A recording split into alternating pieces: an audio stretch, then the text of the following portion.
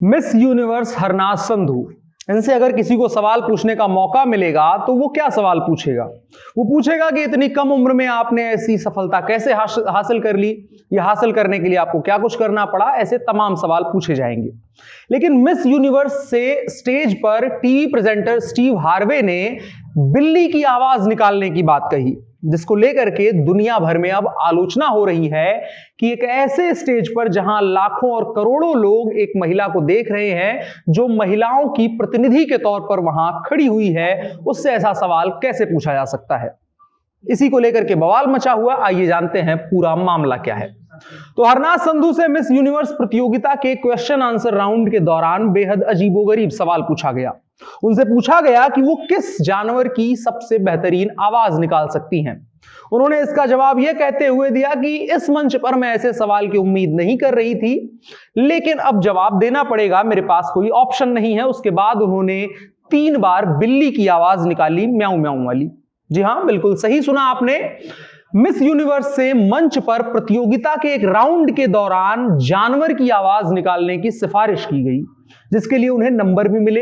हालांकि अब हरनाज संधू विजेता हैं और वो 21 साल बाद मिस यूनिवर्स बनी है भारत की तरफ से। लेकिन इस घटनाक्रम को लेकर के फैंस की तरफ से जो प्रतिक्रिया आई है वो ज्यादा कुछ अच्छी नजर नहीं आ रही है।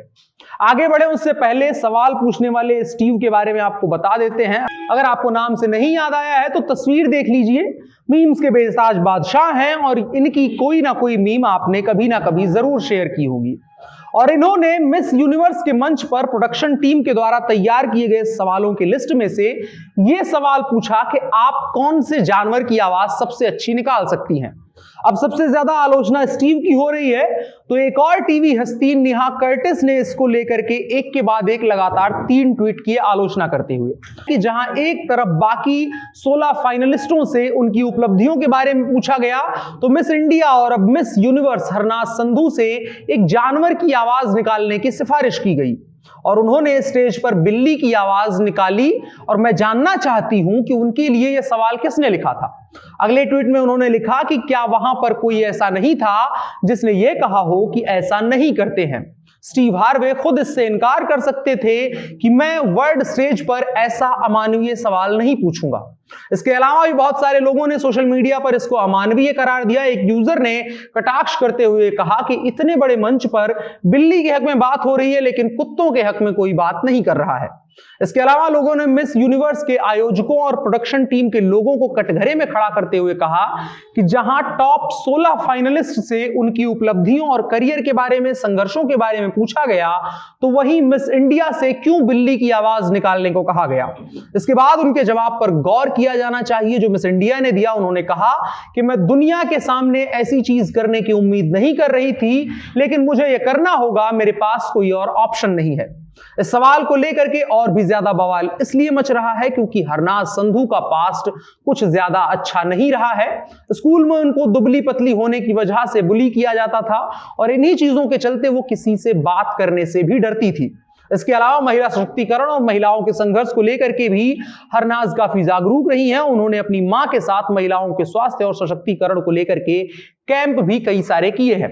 इसलिए नेहा आगे लिखती हैं कि यह शर्मनाक है एक ऐसी महिला से ऐसा सवाल पूछना जो महिलाओं के सशक्तिकरण की विश्व मंच पर सबसे बड़ी प्रतिनिधि हो और जो अपनी मां की मदद महिलाओं के स्वास्थ्य और स्वच्छता के लिए कैंप में करती हो।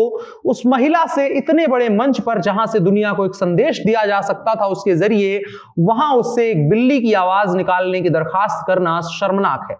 आपको बताएं, एक तरफ मिस पनामा ब्रेंडा स्मिथ को यह बताने का मौका दिया गया कि कैसे उन्होंने यूनाइटेड नेशंस में महिलाओं के हक की बात करते हुए अपनी जगह बनाई। इसके अलावा मिस ग्रेट ब्रिटेन एमा कॉलिंग्रिज से यह सवाल पूछा गया और उन्हें बताने का मौका दिया गया कि किस तरह से मेडुसा की सच्ची कहानी से प्रभावित होकर के उन्होंने लिंग आधारित भेदभाव के खिलाफ लड़ाई लड़ी।